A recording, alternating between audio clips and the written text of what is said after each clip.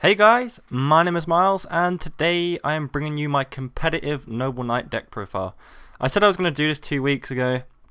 I kind of wish I wish I didn't say that now, because I forgot that the new set's coming out in a few days. Well, not in a few days, in like 2 weeks. So this deck will potentially change, but with that in mind, I did tweak it a bit. So I have no solid testing against Shadows. I have no solid testing against Stellar Knights, Yangzing, anything like that. But this is more of a theory-based deck, and what I think will be good. So I'm going to talk about the deck, and I will be updating this deck in like a month's time once I've had the actual testing against the new decks. I just don't play enough online, to be honest, to actually have real life to have testing against them. So, but yeah, this will be a little bit of an in-depth deck profile. So please bear with me. If you want to just see the deck, there it is. I don't feel like I need to explain anything. This is my deck. If you want to try it out, try it out. But I'll explain it when I get to the card now. That probably didn't make any sense, but whatever. Anyway, here we go. So we played a 3-mana drought. Self-explanatory. You don't need to explain this. You played a 3 boards. You don't need to explain that. I played 2 Dryston. Very, very, very happy with 2 Dryston. I really can't see this changing anytime soon.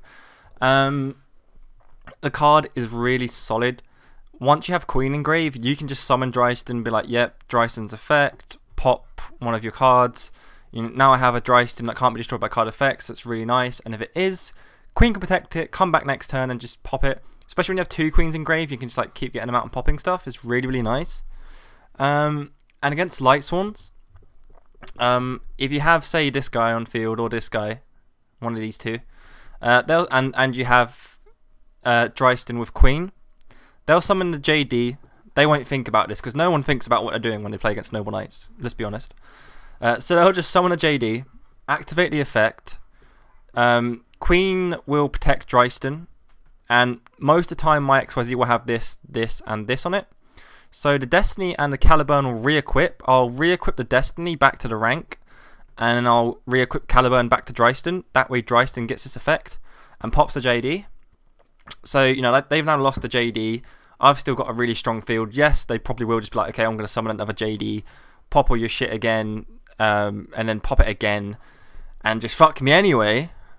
But if they don't have multiple JDs, and I've just popped one of their JDs, and say like I have a Black Horn set, I can get through JDs really nicely. So it's a really nice card. It can also kind of be used, like it can turn MSTs into like sanctums, essentially. Like you can just destroy a monster or a card. Because during my turn, if I have, say, Dryston with Destiny and a set MST, if they're about to if they've summoned a monster that's going to cause me a lot of problems, it's going to make me lose the game, I can just MST the Destiny, re-equip it onto Dryston, Dryston's effect, pop that monster. So Dryston is such a versatile card. It's really, really, really nice. It's nice to be able to go, yeah, Medraw, summon Dryston, Dryston pop. Dryston's popping ability is really nice, and a lot of people forget about Dryston's second effect, where they can't target monsters with 1,000 or less, 1,800. With 1,800 attack or less. So a lot of time I'll have boars on the field, and Dryston, they'll try to get rid of the boars, that way I don't get to use his effect more often to put more Noble Arms in the grave. I'm like, no you can't, I've got Dryston, and yeah, they just get all salty and stuff. So it's really, really nice. You can use him in so many ways. Trust me, Dryston at 2 is really good. Playing 1 Gawain, do not regret it at all. I will never not play 1 Gawain.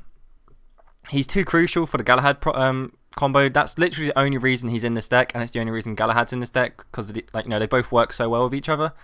It is nice being able to just be like, okay, we'll summon a dead boars, special to Gawain, make a rank. And then obviously we played a 1 Galahad because when Gawain's in the graveyard, you can just summon Galahad, activate his effect, get Gawain back to your hand. Then Galahad will be a normal monster. You special summon a Gawain and make a rank again. So yeah, that's why I play these. Really happy. I will admit I don't like only playing 10 monsters. It can be a bit scarce sometimes. But I have got the Soul Charge, and we have got that new spell coming out, so it should be okay. We've got 2 Queen, pretty standard in my opinion. We've got the 2 Excalibur, the 2 Destiny, the 1 Caliburn, the 1 Gallatin, the 1 Aphrodite. We've got the 1 Soul Charge, soon to be replaced with the last chapter of Noble Knights. Well, not soon. In 3 months to be replaced with chapter. Can't wait for that card. I will be doing a discussion video about that tomorrow. I know I'm a bit late on that, but hey ho, my bad. Freelance, crucial. I do agree with my past self. Never cut a lance. Freelance is too important for this deck. The 3-up start's still working really nicely, and it does make it easy to side out cards. You can go, yep, I'm going to side out 3-up starts. So yeah, really enjoy my upstart goblins. I've cut Pot of Duality down to 2, mainly because Pot is in the deck to search the boars. I don't know how I feel about this. I wanted more breakthrough skills, so I decided the only card I can really cut is Pot of Duality. A lot of the time I will have like 2 pots in my hand anyway, so I think Pot of Duality at 2 is fine. If you want to play 3, that's also fine. 2 Rotor, because obviously you're going to do that. 2 MST, because I feel like although a lot of people were cutting MST, it was only for a short period. People were starting to put it back in. And honestly, the decks that are still maining the MST are the decks that are winning. You know, people putting a Fiendish Chains, but the people that have kept it in the MST are just destroying the Fiendish Chain. That's becoming a massive problem. So I'm keeping 2 MST for now. I did cut the 1, obviously it's still on the side. The 1 Book of Moon. This card is mainly still in here for the Shadow thing. Is it Marigeist? What one is it? I have no idea how to spell it. This one, Midrash, sorry. Midrash can be a big bastard, so the Book of Moon and the Compulse will be really nice to combat that. Carrying on from there, we have the Warning, the Torrential, the Bottomless, and the Compulse, and then we have the 3 breakthrough skills, mainly because Midrash again. On my turn, I can activate this, negate Midrash, and then I'll be able to make my combo. It's good against the hands. For some reason, I'm such a retard, and I didn't realize it stops hands anyway because it follows them to the grave. If I believe, that's what I've been told, and that's what I've always played it as. So it's still good against hands. It's good against Light Swans. It's good against Breakthroughs. It's good against a lot of decks. And I was running the Fiendish Chains, but as I say, the MSTs were just around, and I need that effect negation to go through. So that way, the only way they can stop it now is like Wire Tap, Trap Stun, or Lance. So the breakthrough skills are still really important. Moving on to the side deck, this will probably change once I've had some better testing against the new cards.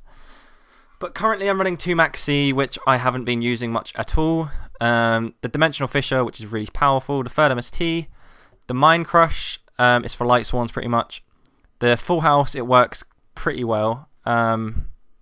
Potentially going to come out now though, because I didn't think about this. I was running it because I had Fiendish Chains in, so I could use it on my dead Fiendish Chains and stuff like that. Full House may come out. I'll see how it goes. Needle Sealing for pretty much all of the new decks. They all spam a lot of monsters, so Needle Sealing will be good against that. 2 Trap Stuns, mainly for Hat Still. Non-fusion area, I just threw it in because I needed something for Shadows. I don't know, this card works really well against them. I mean, I imagine it does, but we'll see. The 2 Black Horn of Heavens and the 2 Debunk Still, and then extra deck very quickly. 2 rank 5s, 2 rank 4s. Volcasaurus, Ragnar Zero, Omega, Black Ship, 101, Excalibur. Made a nice play today where I used his effect. My opponent was on like 4,600. Used his effect, equipped a Gallatin and attacked 5k, and that was it, so that was nice. Heartland Draco, Stylish Paladimo, Exoton, Abyss Dweller, and Cowboy. So yeah, that is the deck. I hope you guys like it. Let me know what you think. As I say, in about a month's time, I'll update the deck with like potentially new side deck cards, new text from new support. But I think looking at this deck, it should be fine to combat the new meta. I feel like the breakthrough skills are going to be really crucial next format, just because this card will be a problem. So yeah, so let me know what you think of that deck, and I will see you guys later. Love you all, bye. I have to go for a poo, so I'm rushing this video. Mwah.